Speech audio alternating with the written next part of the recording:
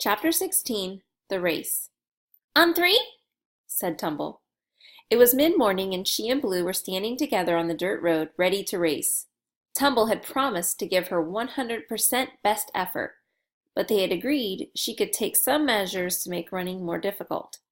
She was wearing a down-stuffed parka, the frothy yellow dress her mother liked, and a pair of tall camouflage boots they had found in the twins' room. "Snake boots," Blue had explained, "so snakes don't get Ida's legs." Tumble made a mental note to fix Ida's problem as soon as possible. If she wore these things on her feet every day, the poor girl had suffered enough. The race would be from mailbox to mailbox. To be safe, they'd walked all the way to Tumble's driveway and back, scanning the road for things that might trip Blue while he was running. He had even glued the knots on his shoelaces so they couldn't come undone. As long as he was careful, as long as a meteor didn't fall from the sky on top of him, he would win. And Tumble would be one X closer to her own goal. The thought lit her up like someone had given her a fresh set of batteries. "All right," she said. "Let's do this." "One," said Blue. "Two," said Tumble. "Three," they shouted together. Tumble took off, running hard. She'd promised not to hold back, and she didn't. Even in the boots, she was setting a quick pace. But Blue passed her before they were a third of the way to Wilson's mailbox. "Go, Blue, go!" She didn't have enough breath to cheer out loud, but in her head, Tumble was waving pom-poms. Blue heard the snake boots hitting the packed sand behind him, out of sync with his own swifter steps. Tumble wasn't giving up, but the road ahead of him was clear. There was a soaring feeling in his chest that didn't have anything to do with how fast he was running. "What if," he thought. What would it be like to reach the mailbox? What would it be like to make that phone call to his dad, the one where he said, "You were wrong. Everything can be different if I just try hard enough. I don't need to find the alligator. You don't need to be embarrassed. I can win. I can. I can. I can," he thought with every step. He ran faster. He could see the silver-gray mailbox. Tumble had to be far behind him now, and every step he took was one step closer to victory. Tumble's legs burned from the weight of the boots. Her dress dug into her armpits, and underneath her heavy coat she was dripping like a faucet. But she was happy, because Blue looked like he had wings. His whole life would be better once he knew that he was wrong about being a loser, and Tumble would have done something really good. No mishaps, no mistakes, just her being the hero she'd been training and trying to be for so long. Then came the deer. It leaped from the woods, a graceful blur as it soared over the ditch. Tumble didn't even have time to shout, "Look out!" before it smashed into Blue. The deer rolled, Blue rolled, dust flew. Tumble stumbled to a halt.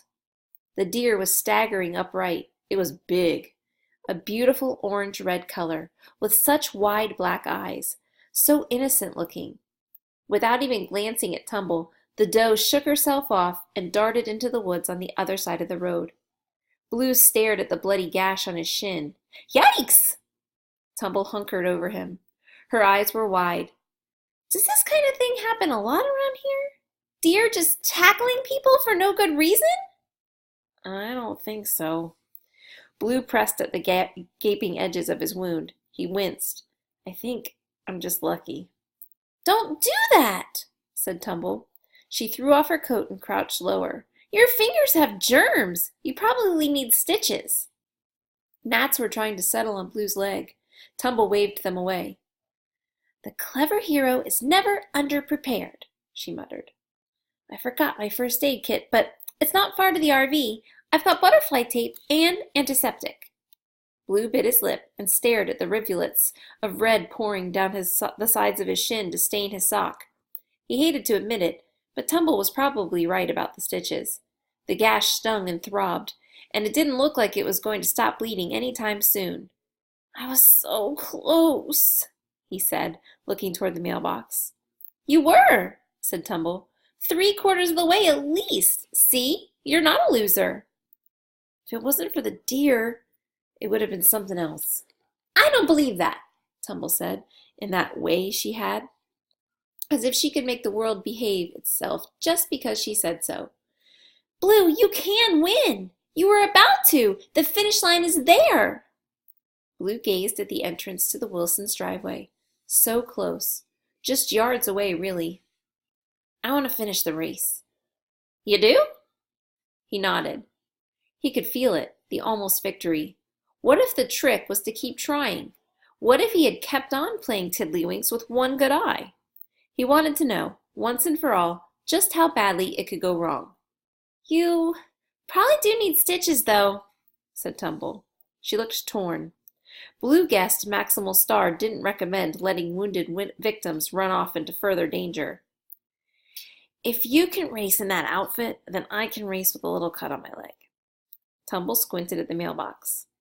"I guess it's not that far." Blue was already climbing to his feet. "Okay," said Tumble, nodding. "Yeah, that's the spirit. Falling down doesn't mean you've fallen for good." Blue wondered if she had an endless supply of those quotes stuffed into her brain. He wondered if Maximal Star had ever saved someone from fate itself. Chapter 17, Beast. Tumble was glad she'd left the parka off this time. Her feet were drowning in sweaty pools as it was, and she was sure she was going to have blisters. Blue took the lead right away, sticking to the precise center of the road so that he would have time to see any oncoming wildlife. Tumble swung her legs and arms as hard as she could, but she was never going to catch up. "It's going right this time," she thought. "He's going to do it for sure. That's 2 X's at least." Her lungs ached, maybe 3. "No! No! Stop! Heel!" It was a man's voice somewhere behind her, shouting. Tumble heard a powerful bark. She slowed to look over her shoulder and saw it was behind her. There was a monster. A dog, gigantic. A brindle brute made of hungry teeth, and it was flinging itself toward Tumble like she'd rung its dinner bell. Someone was chasing the dog, but Tumble didn't wait to figure out who. She shrieked in a very unheroic way and fled. She felt, more than saw, the dog leaping for her backside. Suddenly, the heavy snake boots were the fastest shoes she'd ever worn. She heard a shredding sound and felt a yank at the back of her dress. "It's biting me," she thought. "Biting me, biting! Teeth, teeth, teeth!" Tumble's whole body turned into a single screaming need to run. Blue heard someone shouting behind him.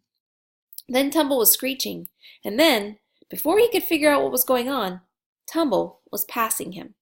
She was a human comet, a blur of trailing yellow ruffles, and a huge dog with brown streaked fur was snapping at her like it wanted to gnaw her knees off. Blue's pounding heart skipped a beat. Then he took off after the dog. "Run, run, run!" he cried. Tumble ran right past her own driveway and kept going. A moment later, Blue saw her stagger. He tried to push himself faster, but he was already running as fast as he could. Tumble fell. The dog dove. She was yelling. Blue was yelling. Someone far behind them was yelling. And the dog was diving again and again while Tumble flailed. The dog was growling. It was biting. "Your dress!" Blue shouted as realization struck him. "It's going for your dress!" Tumble was in too much of a state to hear him. Her legs were protected by the boots, but she kept swatting at the dog, putting her hands dangerously close to its teeth. Blue plunged into the battle. Tumble reached for his hand, but he grabbed a handful of yellow ruffles instead and yanked. A seam ripped, and he came away with a wad of fabric. "Here, dog!" he said, waving it wildly at the animal, hoping his spur-of-the-moment plan didn't get them both mauled. "Here!" He threw the ruffles as hard as he could, and the dog spun away from Tumble to attack the strips of cloth lying on the road. Tumble caught on fast. She was on her feet in an instant, tearing more lace and ruffles off the bottom of her dress and throwing them at the dog. "You're really cursed," she said with every rip. "You're extremely cursed. You are." "I know," Blue gasped, watching the dog cautiously. It was demolishing the dress. "This is crazy!" Tumble's voice had gone shrill. "I know," said Blue. Tumble clutched a stitch in her side with both hands and stared at the dog. It finished vanquishing the ruffles and started kicking dirt over the remains, looking pleased with itself. "And I won that stupid race! This is unacceptable! It's not right!" Tumble panted. "We have to fix this." "I don't think there's a sewing machine on Earth that can fix this." "Not the dress, Blue. You! You're really for real cursed. We have to fix you." He blinked at her. "I thought you were already trying to." Tumble coughed. "Right, we were, but now we're trying way, way harder." "Kids!" called a breathless voice behind them. "Kids, are y'all all right? Beast, get back here right now." The dog, wagging its tail like it was a normal and well-adjusted member of canine society, trotted over to the man. He was wearing a pale green shirt so drenched with sweat that it looked like he'd gone for a swim. His round face was frightened and red, and he was wheezing for air. He grabbed Beast's collar in both hands and held on so tightly that the dog's front feet lifted off the ground. Beast tried to lick his face. "Are you two okay? Did he hurt you?"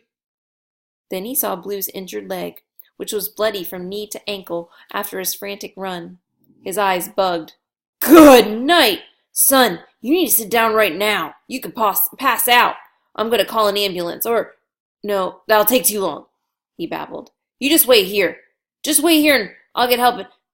Miss, you sit with him. I'm sorry. I'll be right back. Right back." The dog didn't get my leg," Blue said quickly. "No, it was just my dress," said Tumble. "The blood's from earlier. There was a deer, and then the dog. But I'm wearing snake boots, so my legs are fine," Tumble added. Blue had never seen a person look half as confused as the man did then. "I don't need to go to the hospital because of a dog bite," he tried to explain. "I got trampled by a deer, though, and I probably need stitches. I was just at the emergency room last night, too." "He almost blinded himself playing tiddlywinks," Tumble offered. The stranger was still blinking at them. Blue wiped the sweat off of his forehead with the back of his good arm. I'm on Montgomery." "Oh," said the man, relief making him loosen his grip on Beast's collar. "Oh, well, that explains it."